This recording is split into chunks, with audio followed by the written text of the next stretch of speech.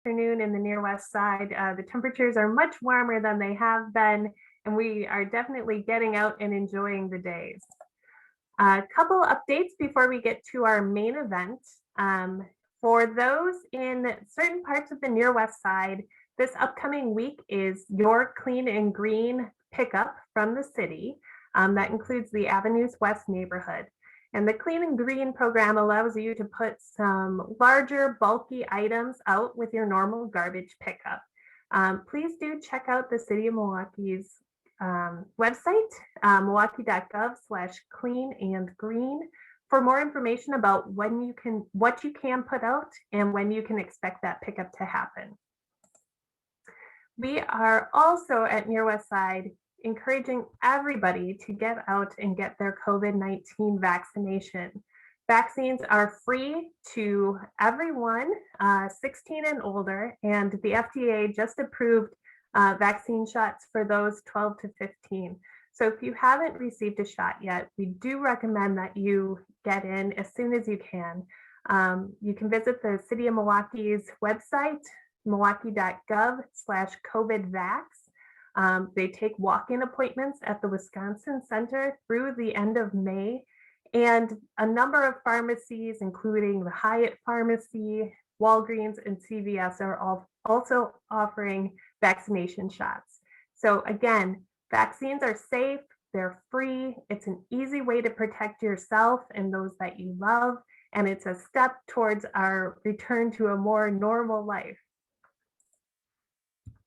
We're also really excited in the Near West Side to share some jobs that are available at some great and fun Near West Side businesses. You'll see on the screen here that Jamba Juice and Auntie Anne's on Marquette's campus is hiring, as is Pete's Pops in Triciclo, Peru on Valete Street. And then last week, if you joined us, you heard from our friends at Potawatomi Hotel and Casino, who also have jobs available. Many of these can be accessed online by visiting the company's websites, or as you'll hear in just a moment, you can connect with some of our employers on Facebook, Instagram, or just by visiting their location. We do have a fun video today from Amy Nar, owner of Triciclo, Peru, to tell you about some of the job opportunities she has available. Oh. And I will play this for you in just a moment. I do want to make sure it plays well and plays clear, and I realize I need to check my settings.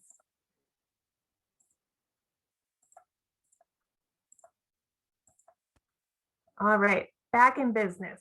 Here we go.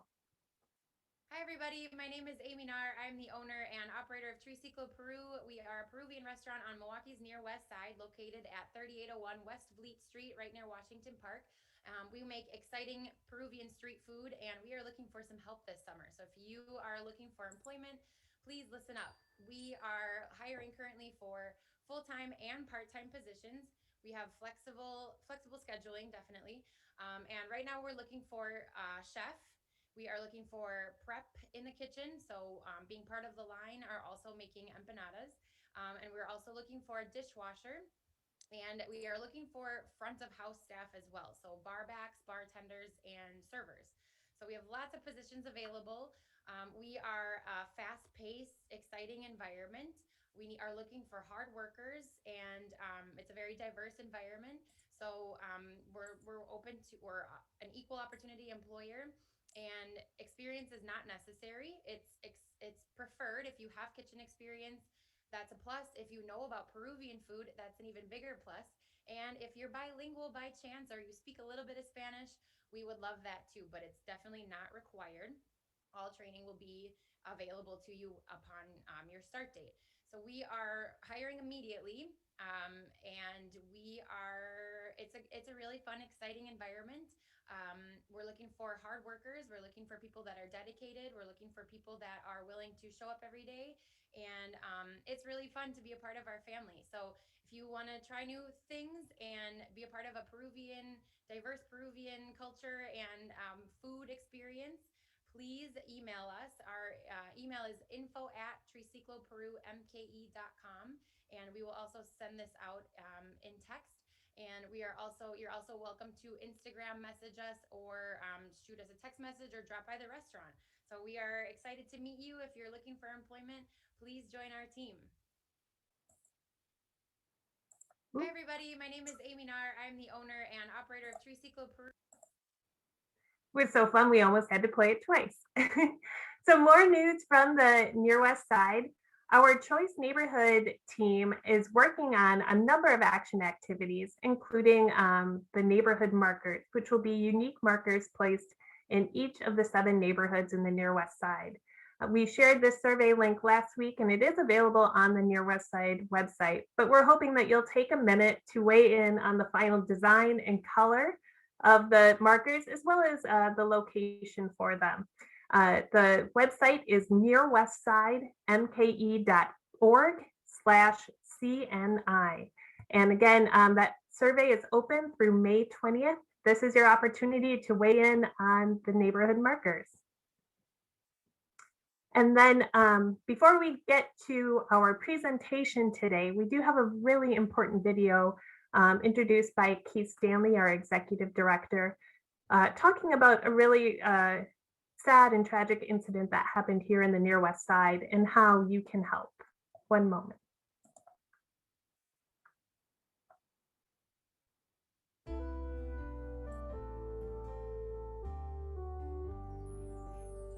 Hello, this is Keith Stanley, Executive Director of the Near West Side Partners, coming to you with a very special request.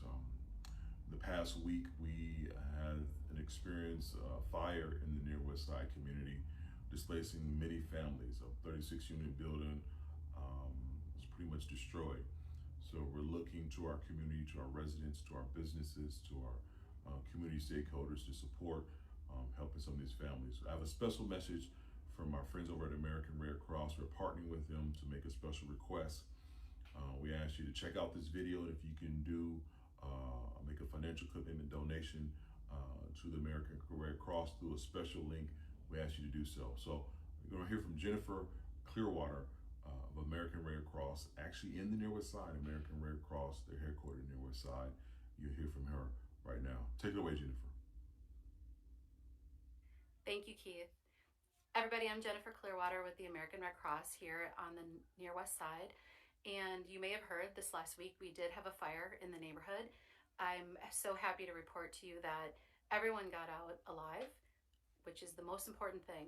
And we also have been working with the residents since then to make sure that they have shelter in a local hotel, 3 meals a day, everybody's getting fed, and we're working with them all to figure out their immediate and long-term needs now post-fire. So the most important thing will be housing for them, new homes. They will not be able to go back into the apartment complex for the immediate future. And then also just we're continuing to work with them to see what else we can do, make sure that they get off to a healthy start. So we would appreciate your support of us as we support them. If you're willing and able to make a contribution to the American Red Cross, you can give me a call or email at jennifer.clearwater@redcross.org. And we're also going to be putting a link up this week through the Near West Side Partners website so that we can put a direct link in for your support as well. We are very grateful for you and our neighborhood, and we are so pleased that we can help our friends in this time of crisis. So thank you for your support of us as we support them. Appreciate you.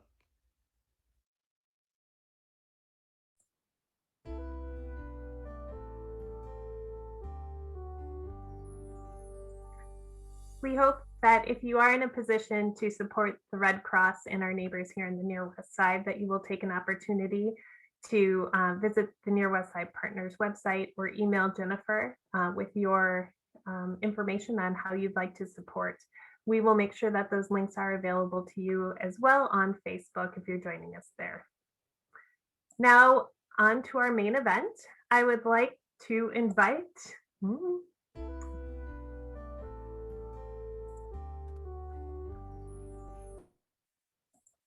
my apologies.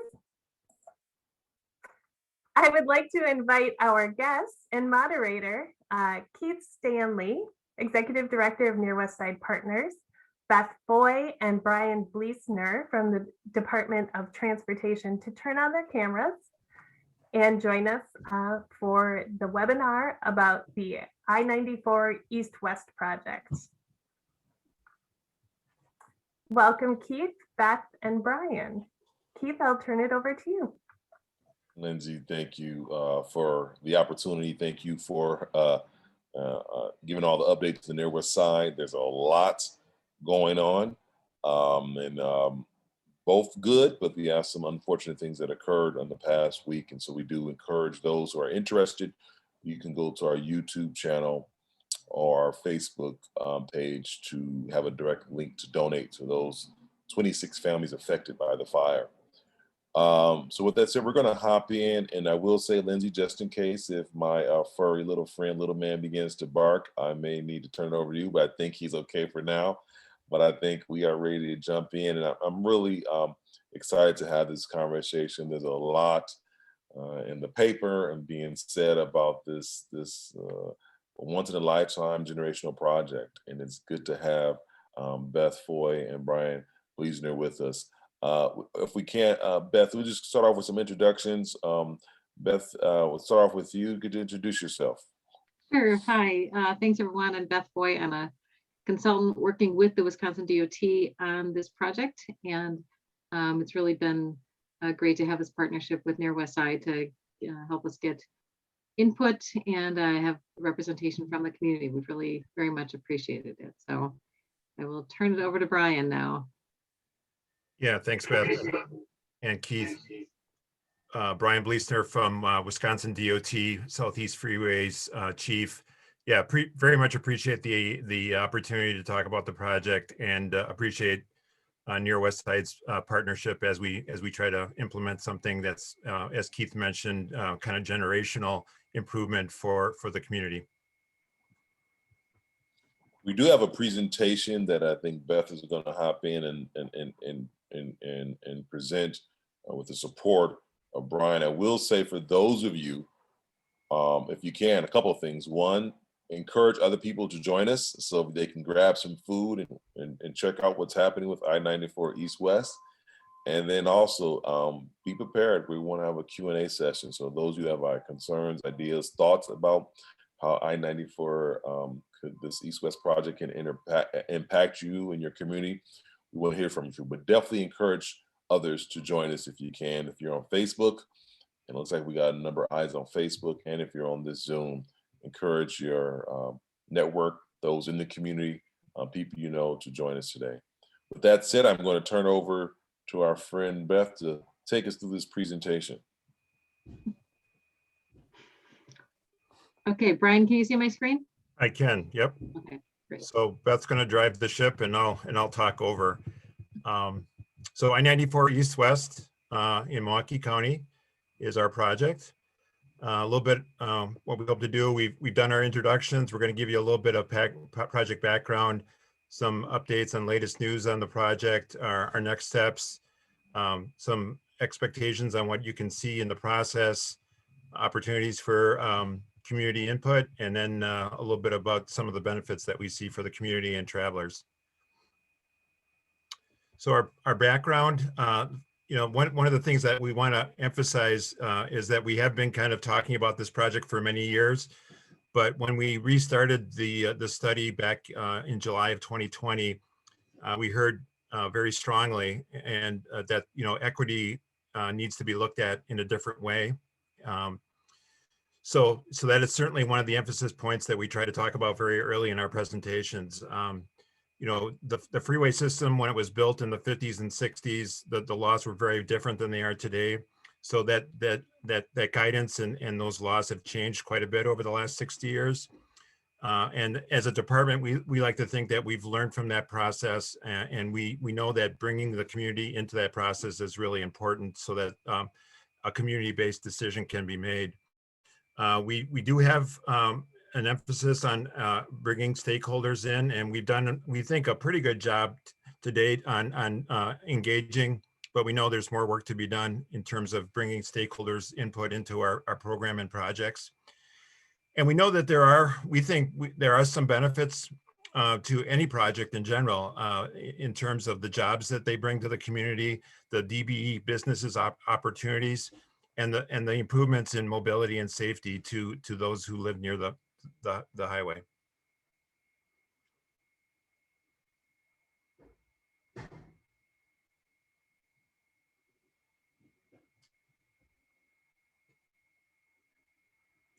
So our project corridor, our project is really on I94, the gateway to Milwaukee, from 70th Street on the west to 16th Street on the east. We are proposing to rebuild the stadium interchange, so we go up and down Highway 175 in the middle of the project. The project itself is located entirely in the city of Milwaukee, but very close to Wauwatosa, West Allis, and West Milwaukee.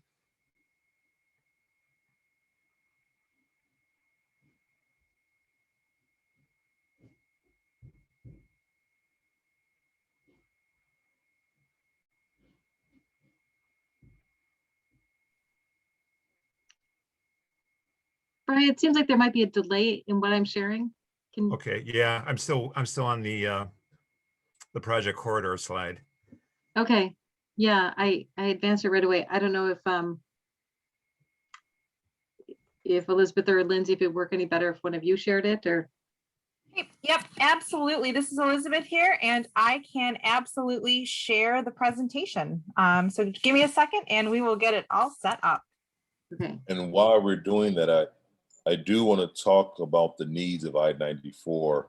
Brian and Beth, whoever wants to talk about that, we talk about deteriorated things, deteriorated infrastructure, safety issues. I want to talk a little bit about that. How does this project address some of those needs while we get this set up? Yeah, so Keith, thank you for that. I mean, that is certainly where we start when any project is like, what are the needs? What are the problems that we're trying to solve? In our corridor, it starts with the age of the infrastructure. It's early 1960s construction, so it's nearing the end of its useful life, about 60 years old. It does, the design standards that were in place at the time were kind of the first design standards for freeways, and that guidance has evolved over the last 60 years. So it does include some geometry. Left-hand ramps, shorter ramps, shorter ramp merges that really lead to some unsafe conditions. And so one of the important aspects of any reconstruction is to update that geometry and try to reduce those accidents. We do have an accident rate that is about 2 to 3 times higher than other urban freeways. So it is an accident problem that we're concerned about. You're perfect lead in, so you're kind of leading me through the next slide. So we do have those deterioration of pavement and bridges. We do have a strong safety concern.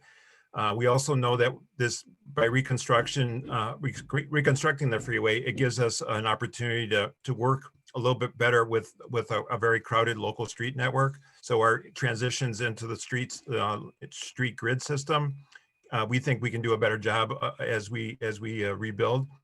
And then we also have the ability to, we think, leverage the previous investments that were made in the zoo and the Marquette interchanges. Those are both very expensive projects with modernization, and they were built with the assumption that the modernization would continue in between. So we've got the ability to leverage those investments.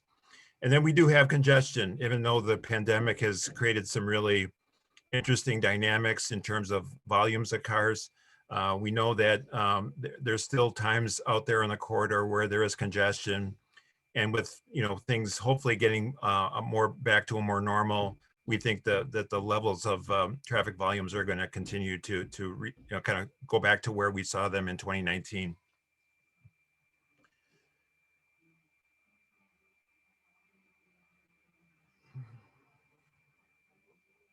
Next slide.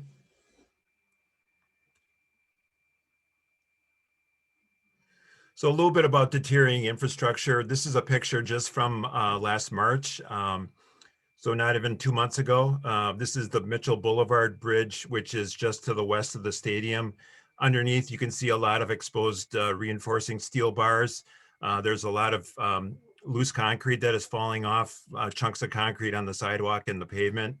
And so this is just kind of a typical bridge in the corridor, not atypical by any means. We've got a lot of deterioration and wear and tear over the last 60 years that are starting to show. Next slide. In terms of safety, we mentioned, we do have a pretty high safety accident rate, I should say, a pretty high accident rate for the corridor. And one of the reasons we're confident that rebuilding and modernizing the corridor will improve safety is the track record we've seen on other similar corridors. We've rebuilt the Marquette and the Zoo, as I mentioned, and also done some improvements on I94 north-south down in Racine and Kenosha. In all three of those major mega projects, we've seen a significant reduction in number of accidents. We think very attributed to not only the improvement in geometry that we brought with those modernizations, but then also the additional lanes that reduce congestion on those corridors. So for instance, in the Marquette Interchange that was rebuilt in 2008, we've seen almost a 50% reduction in accidents. For the Zoo, it's about 30%, and on I-94 north-south, even though it's been less than a year, our initial data is showing about a third reduction. Next slide.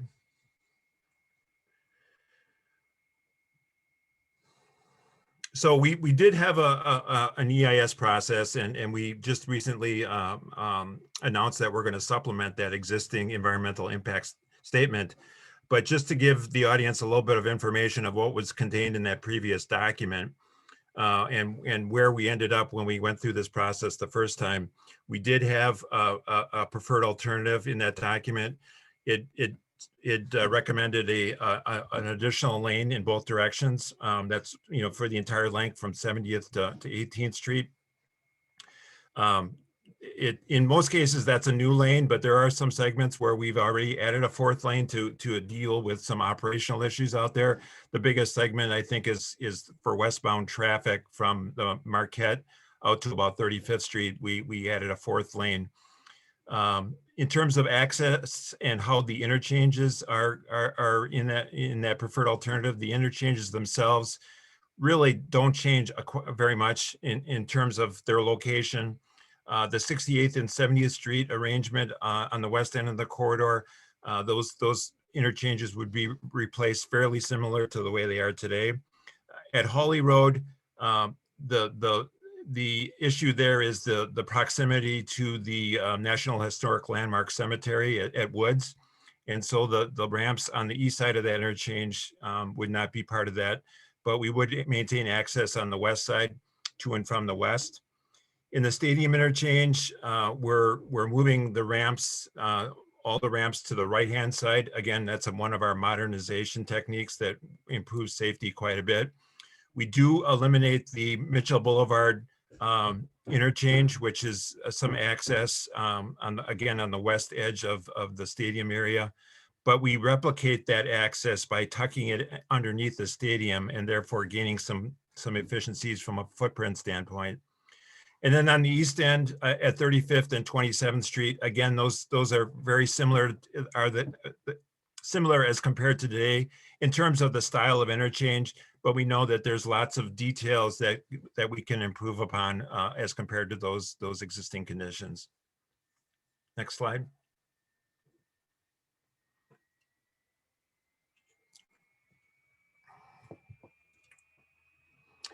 In terms of the footprint, again, this is referencing that preferred alternative that was in the previous EIS. We do have the ability, we think, to maintain a footprint essentially the same. About 80% of the land that would be needed for that previous preferred alternative we already own as part of the existing footprint, the existing freeway. Another 15% of the land is already publicly owned in terms of there's a utility corridor that parallels the freeway, and there's the parking lots in the baseball district. And then the remaining 5% would be the additional land that we would need from privately owned, that's currently privately owned. And those would be mostly at interchange areas. Next slide, please.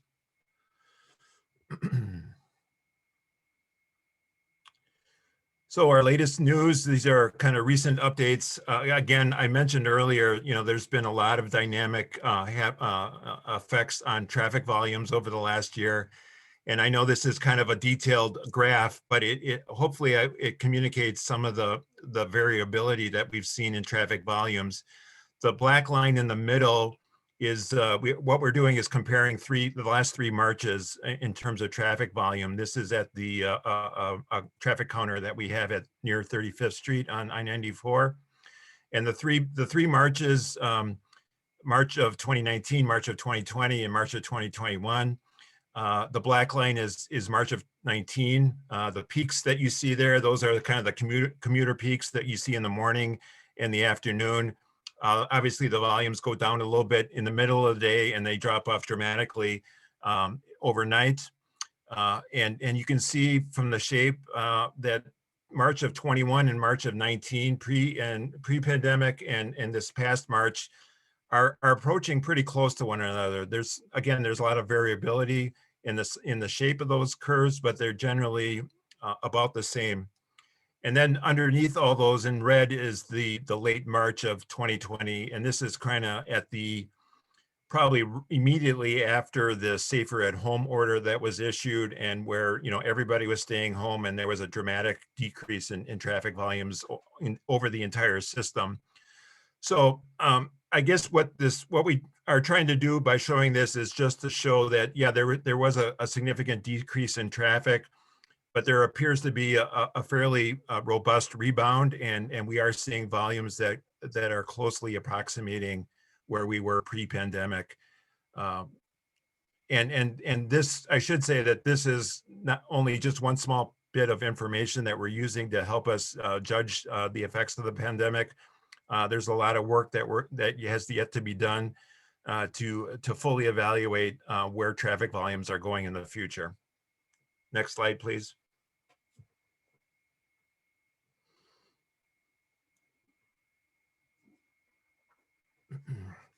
So in terms of the EastWest study itself, our goal is to get back to a record of decision, which is a document that Federal Highway approves. And it's the kind of the approval of our environmental impact statement and the process that was used to create that. We need to confirm what was previously established, but then also update any analysis with current data. The traffic volumes that we just talked about is probably the biggest example. We're going to do a lot of work to try to make some reasonable conclusions in terms of where traffic data is headed in the future. And that's all part of this supplemental EIS that we're in the middle, that we just announced, and we're going to create. A couple important things that some conclusions that we've reached in the past that we're going to continue to honor. One is that again, just to the west of the stadium, in that Woods National Historic Landmark Cemetery, a very focused area for us because it does involve a National Historic Landmark. We had several options at one point on how to best get through that area. One was a double-decker option that actually stacked lanes on top of each other, which was very, from a visual and noise perspective, was very impactful, and it was very expensive. And we did, in the last EIS, conclude that was not a good option. And we've decided to kind of leave that decision alone. So that is not an option that we are considering anymore. And then we also made a commitment very early in our initial study not to touch any graves, not to take the footprint outside the existing right-of-way that the state owns through that area. And again, that's another commitment that we continue to honor. We will not be touching any graves. A couple emphasis areas as we reboot this study and do the supplemental. We have been challenged to look at transit in a new way, and we've got a transit technical advisory committee that we've stood up starting last fall. We've had a few meetings on that, and we plan to continue those discussions to see how the project can can bring some additional funding and opportunities to the transit system during the life of our project. And we also feel like there are some opportunities for the community from a DBE business perspective and a workforce development perspective. And we've got a business advisory group that have started just really very, very preliminary, but started a conversation about how to best leverage those future construction opportunities for the community. Next slide, please.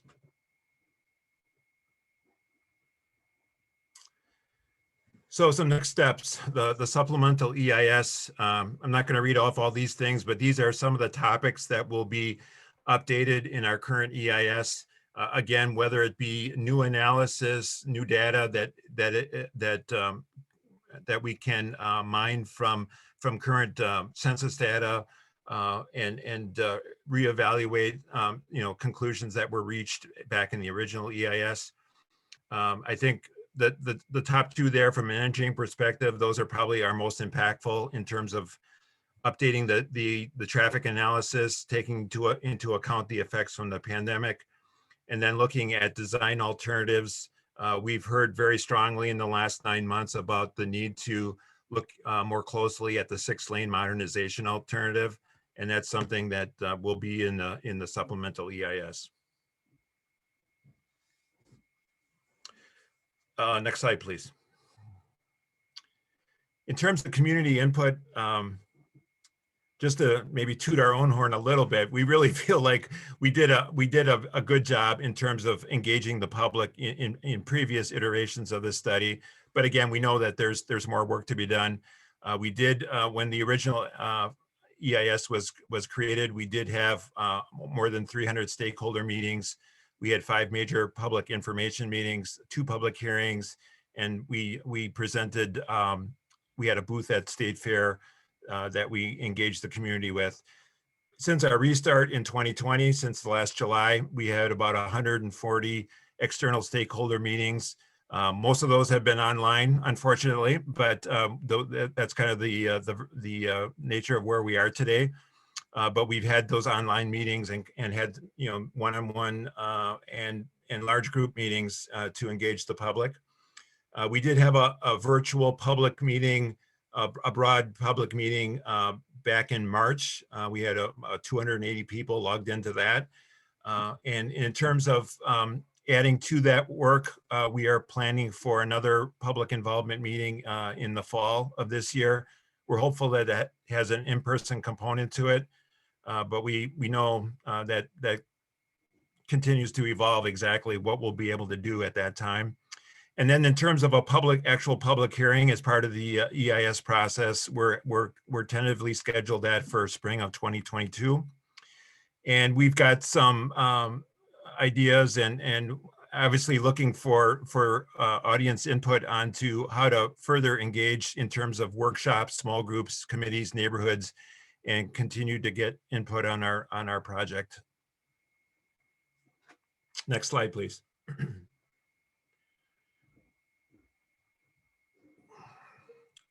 In terms of DB businesses, again, we've had a pretty good track record of engaging DB businesses on some of our larger freeway projects.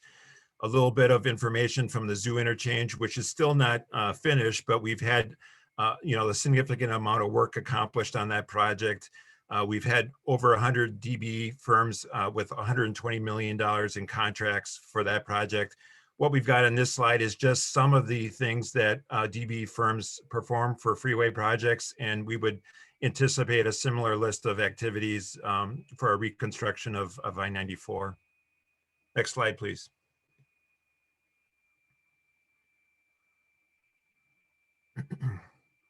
And then a little bit about our schedule. So that record of decision that I made mention of before, our schedule right now is to try to get through the EIS process and have that record of decision in place by the end of calendar 2022. There is some funding in the current state budget that's being considered. If that takes place, that would give us eventually, with that record of decision with both pieces, that would give us the ability to move into final design phases, and that could happen over the next 5 years, depending upon the funding that's available. And then in terms of construction, again, very much based on future budgets, but that could start in 23, probably more likely 24 at the earliest. And that, again, that's based on the amount of work that we have to do to get through the EIS process and then the design process. And I think that's my last slide. So yeah, this is just some contact information, myself at the top, a few others who are involved from the department, and be open to questions at this point. I appreciate that, Brian. Very thorough. I have a couple questions from just that I would like to answer or ask and kind of get your thoughts on. You know, there's a lot of political waters around this project that we all have to navigate. Outside of those political waters, though, what are some of the hurdles you think for the project? Let's just in general, if things were to go the way it needed to go, how would you see some of the challenges? What would they look like? And then any ideas on how those who support the project could assist in some of those challenges? Yeah, Keith, I know you said outside the political, but I'm going to start with President Biden right away. So the guidance that's surrounded an EIS process is very detailed. It comes from the federal government. And just for those who are not familiar, what is EIS? It's environmental impact statement. So we have a process that we follow for these size projects. When we know it's a significant investment, a significant level of impact, we have to evaluate that through a document called the environmental impact statement. The guidance surrounding that is all federal. I mean, it's the National Environmental Policy Act, so it's a very federal process, and that guidance evolves, and probably unfortunately it shifts one way or other depending upon the president, and we've got some guidance that we're working with that. We think is very fair and certainly well understood by the department. President Biden has issued some executive orders that potentially could affect that guidance. And so I think one of the challenges for the project is to try to anticipate maybe some of how that guidance is going to evolve, and try to be ready for it in case there's a whole new area that we have to look at, or if we have to look at I'll take wetlands, which is not a significant impact for us on this project, but if the guidance around wetlands would evolve and change significantly over the year and a half that we're developing this project, our challenge will be to be able to react to that in a timely way and make sure that our document reflects how that analysis is supposed to be done. That's real processy kind of guidance, but maybe more kind of for the individuals and people on the line who maybe live near the highway. We've talked about with you, Keith, and others about how to improve connectivity across the freeway. We know historically that's an issue. We've got in addition to the freeway, we've got topography, and it goes from the cliff on the north side to the valley on the south side. We've got the river there. We've got a railroad. So we've got a lot of natural and man-made barriers. And I think typically what we would do in this process is to say, well, what's our footprint? And then once we know what our footprint is, dive into the details about that connectivity and working out the small details. We know, and we've heard that process and that timeline doesn't work for most folks, that they want to know some of those connectivity issues. And that's, so I think, again, for the audience, engaging on those issues, because we are going to accelerate some of that work. I mentioned the word workshop. We're kind of formulating this idea about having some workshops to supplement some of the work that Near West Side has done to identify some of those connectivity problems and try to make sure that our alternatives reflect some of the improvements that we can make. It's one thing to say, well, we're going to have a bridge over 32nd Street, But it's another to say, well, the bridge is going to be long enough so that you can have bike lanes on the outside or sidewalks on the outside, and you can have lighting underneath so that people feel welcome. And again, typically we wouldn't know exactly where the lighting is going, but we know that that's something that we have to work through and make sure that people understand so they can have a full sense of what the project's going to be able to do. So I think that's maybe, you know, I guess to summarize where my point is, you know, so that if the community can engage and get involved in those details and help us identify how the project can help those types of issues, I think that's going to be important.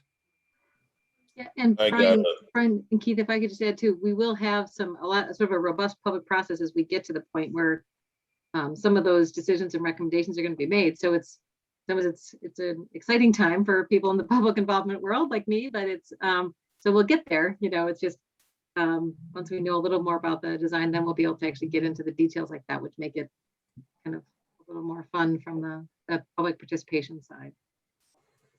Appreciate that, Beth. I have one more question. It's a 2 for 1, and then I'm gonna turn it over to Elizabeth because there's a question online. And so my question is this, it's a macro and micro type question but I think it might be helpful for our audience to put some context to what we're talking about, $1 billion project. I would imagine some people are not familiar with your world will say, you know, that these projects come along every week or every month or every year or every decade. But let's talk about just the narrative behind what this project potentially could mean for our community as far as the investment. That, my understanding, it doesn't happen a lot. And then the other thing, if you can address, as we think about the macro, let's think about the micro, and for those who could be affected. And what would you advise people who may live near the freeway, have a business near the freeway, how they can get involved to help with some input and feedback and potentially decision making? So that high level about $1 billion investment and maybe what that means, and maybe because we throw around million and billion like it's nothing, even though that's not reflected in my bank account. What does that mean for the state of Wisconsin, for the city of Milwaukee to have such a project of that size? Yeah, I mean, thanks for that question, Keith, because I think too many times at the department, we kind of gloss over those M's and B's and those millions, but you're right. I mean, so in general, you know, the freeways were built in the 50s and 60s. So they're all, whether you were, you know, whether you like that or not, it happened. And so it's all kind of coming due now. It's all 60 years old. We started the rebuilding process with the Marquette, and that was not quite $1 billion, but it was several hundred million. And we've done the Mitchell and we've done the zoo. But there's still some really big segments in between those big interchanges. This would be, you know, from a department's perspective, a very high priority because of the amount of traffic, because of the entrance into Milwaukee, because of the ability to influence and affect so many hundreds of thousands of people. And so it is. There's been a few of them now, but it is a very big deal. And one of the reasons the project wasn't successful through the budget process back in, I think it was 2017, was because that we were probably doing too many of these at once. And we still had the north-south down in Racine and Kenosha. We had the zoo that wasn't quite finished. And now that those other projects are nearing their life, this is really the one that's left at this point that we think is the next highest priority. So it's, from a statewide perspective, it's a very high priority for the department, and really the one project that has that $1 billion price tag associated with it right now. And in terms of opportunity, it is, you know, it is setting the blueprint for what these communities are going to look like for the next 50, 60, hopefully a little bit longer this time, maybe even 70 years. And so it really, you know, whether or not your business, you know, if your business, I know we've got, you know, businesses right there at 35th and right just north of the freeway. And so how those intersections look, you know, how those interact with driveways, you know, these are the important questions that really hit people, you know, exactly in their day-to-day lives. So it's very important, obviously monumental important, and a very significant opportunity for near West Side Partners and the city of Milwaukee. In terms of outreach, maybe Beth, I could turn that over to you and give you, maybe Beth could do a little bit better job kind of describing some of the opportunities that are coming up from a public involvement perspective. Sure, absolutely. We will have, as Brian mentioned during the presentation, we've had a lot of both one-on-one, small group, larger group meetings since we reconvened last July. But and that'll continue both through the environmental process, but that also continues all the way through design. So like, and then once they actually get to construction, it's a little bit more public relations focused. So it's not just sort of information sharing during construction, but prior to that, I mean, and a lot of problem solving on, you know, driveways and access and stuff during construction. But prior to that, we will have, I mean, the larger public information meetings will be at neighborhood meetings. We will be at meetings like this with groups like Near West Side, with Menominee Valley Partners, with, we've got a lot of different groups that we have been meeting with and will continue to, as long as they continue to welcome us to their meetings. So, I mean, because it is at times a challenge at this point to say, oh, we've got a project that's going to be built 3.5 years from now, we can talk to you, when, you know, people have other maybe more pressing issues to be discussing in their communities. But we really do, we make an effort where we welcome it. We do try to respond to all the input that we get from people and get people information when they ask for it. And I think people who participated in the public meeting would know that we did actually at least try to reach back out to people. So yeah, it'll range from the whole spectrum of just information sharing, like newsletters, to actually trying to have more meetings and maybe some online surveys. And so yeah, we'll have a lot of different opportunities over the next few years. That's so good to hear, Beth. Elizabeth, I believe there's a question we have online that you may be able to read out loud for us. Thank you. Yeah, absolutely. I actually have 2 questions here. And this, Beth, what you were talking about is a perfect segue into one of my questions that I've got. If community groups or other organizations are interested in participating in, you know, workshops or other feedback, how might they get in touch with you or with the process? If we have community partners watching this eager to schedule something to provide feedback from constituents, what's the best way to make that happen? Brian, do you want me to take that one, or? Yeah, go ahead, Beth. Okay, great. Yes, we have actually on, well, in the last slide that Brian had, it did have the contact information, but it is also on the Wisconsin DOT website, which is not too bad to navigate. You know, if you go just to the regular DOT website, you go under projects in the Southeast region, and then it's just our I94 project. So that's how you can get to the project website, and that's actually where all the additional contact information is. So, and I think actually even working through Keith or anybody else from Near West Side, you could certainly get our contact information. It's also been in newsletters and a lot of other presentations. And it would be great if people do have community groups who would like to be involved or would like us to come. I mean, whether it's church groups, neighborhood groups, school groups, you know, we've done things with Boy Scouts, we've done things with 6th graders, we've done things with, you know, with grownups, we've gone to, you know, like we were at St. Camilla's actually during the Zoo Interchange project, and it was fascinating talking to people who remembered what it was like before any of these freeways were built. And that's, I mean, it's educational for us as well as we get great input. And so it's, yeah, any opportunity we can have, we're more than happy to welcome it. So. Yeah, and just to emphasize, I think, you know, Beth suggested two routes. You know, one is you can tap into our workshops and the ones that we're planning. But as Beth says, if you have an audience and would like us to engage specifically with you, we're willing to do that. Obviously, too. It's especially, you know, in the virtual world, it's pretty easy to throw together a quick Zoom call with 10 or 15 people and have a dialogue. So there's lots of opportunities there. And we can, as Beth said, you know, Keith and Elizabeth and Lindsay have our contact information, so be glad to share that. Sounds good. And what I'll do is I'll go back to my screen share in a moment and I'll put up that slide with everyone's contact information just so that can be addressed. Have a few other questions coming in through the chat. One question, start with the first and I'll go to the second. Here we go.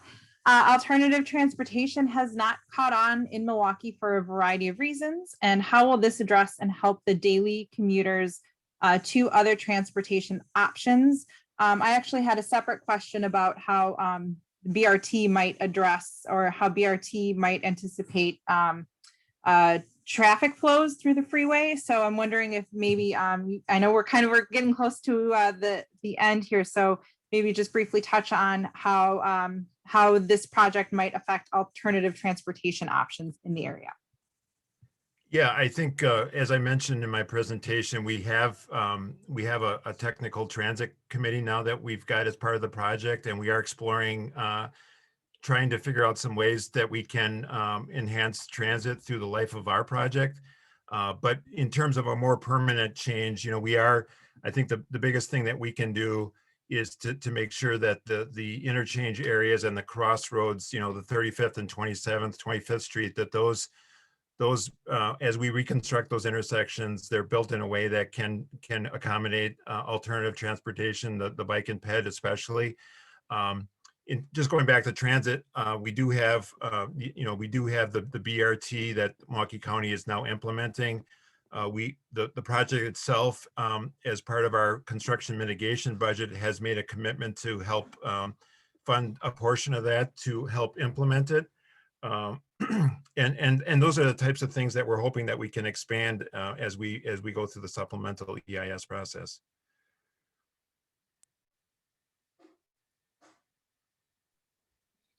All right, I had the names and contact info up for a minute, and I realized I couldn't get to my chat or my screen, my other functions when I had that up. So I had it up briefly, and certainly we'll share that with anyone who is interested. On Facebook, leave a comment or get in touch with Near West Side Partners, and we will certainly share that information.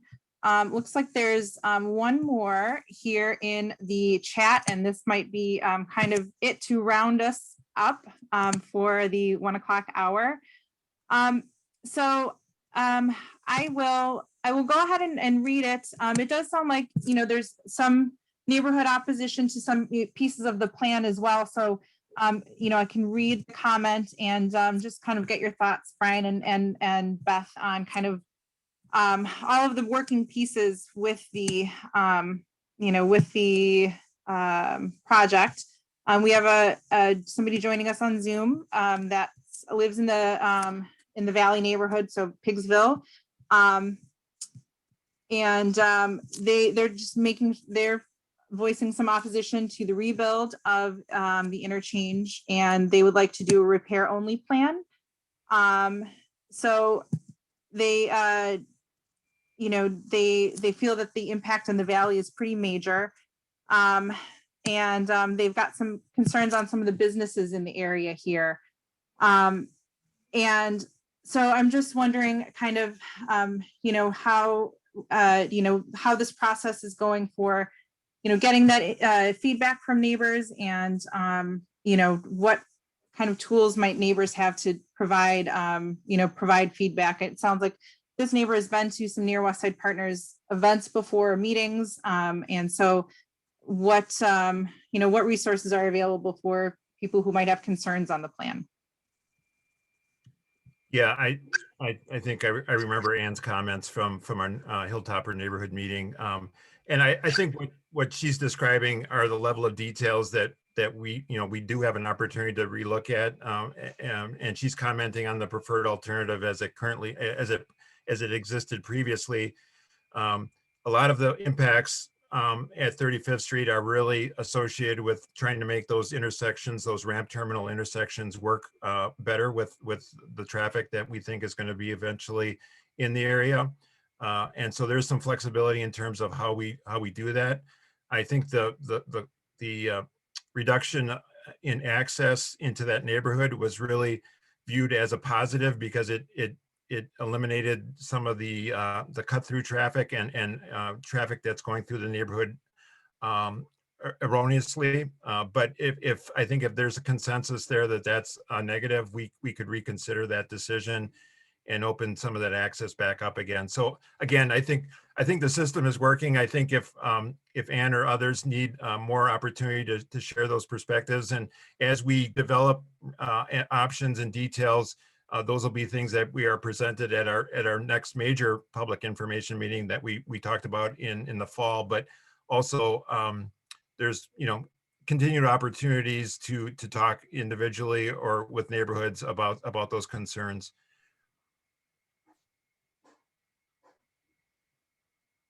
Right, and if I can add to just, Anne, just wanted to let you know that actually it was after the Hilltopper meeting and the feedback we got, DOT did actually then sort of initiate some more conversations with the Milwaukee DPW about some of those 35th Street properties, just because we had initially gotten feedback from them that was a positive. So as Brian mentioned, so it's, we actually have since followed up to try to, confirm that, so.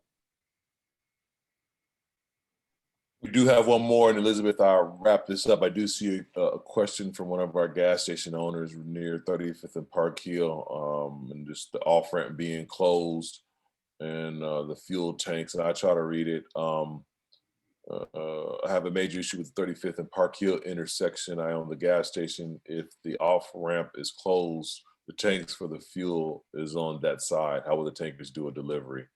I don't know if you're able to get into that type of detailed discussion, but if you have any brief thoughts on that, and I can definitely connect you with our gas station owner, Mandeep. But whatever you think, Brian, is best, I'm open.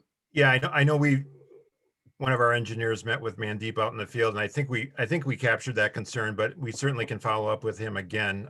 And again, it's a detail that's important and probably not quite solved yet, but we know there's a concern there. Again, it was a sense that the driveways that are right there on top of that intersection, very busy intersection, are not going to function very well or very safely, and I think that's the original reason why that was closed. But we can revisit that, and if it does create some operational issues for how deliveries are being made, we have to further consider if that's the right decision. So Brian and Beth, I appreciate it. What I gather from today's presentation is that we're still moving forward. We're still soliciting feedback. We're still soliciting those who are interested in trying to make this project a better project. I'm of the mindset, as I talk to many of our residents and businesses, that we can still get an improved piece of infrastructure that can create jobs and economy and opportunity, and will allow us to do the work that we need to do as far as bringing our communities close together. There's a major issue with residents who want to work in the Valley, but any of us, and I do it quite a bit, who walk and bike near West Side to the Valley, it is quite dangerous, and there could be a possibility that this project can help us with that solution, along with many other things you outlined. And so I appreciate it. Brian and Beth, I really appreciate the fact that you guys spent the time with us today. We're going to have this video uploaded, and it's going to be on our YouTube channel and on our Facebook, so we can point people to say we're having conversations with you guys, and I think it's really valuable. I do want to say thank you to our residents and our businesses who joined us today. Your input and feedback is important. I encourage you to reach out to Beth and Brian if you don't have their contact information. I would say reach out to us, and you can do that easily. Most people have my contact information. I would say also, let's practice patience. And this is me coming from government. I worked in government for about 3 years. And I do want to give Brian, specifically Brian, credit. A lot of people look at him and don't see his humanity sometimes. And that's a pet peeve of mine. You can disagree with somebody. You don't have to like them, but see their humanity. That's not what we do in America. If you disagree, that's fine. He's a person, he's a human being that has a job to do. And I think that's sometimes unfair, because if we do that to people who in our own country, don't even imagine what we do to others. And as an African-American man, I feel that pain sometimes when people don't see your humanity. So, Brian, I really appreciate the work that you do. We'll figure it out, no matter what it is. We'll Yeah, figure it out. thank you for those comments, Keith. I've got 3 daughters, so I'm really susceptible to criticism all the time. So it's not a big deal, but thank you. I appreciate it, man. With that said, we're going to wrap it up. Thank you, Elizabeth and Lindsay, for all the great work you do on putting these events on. And we will see everybody next week. Thanks, everybody. Thank you.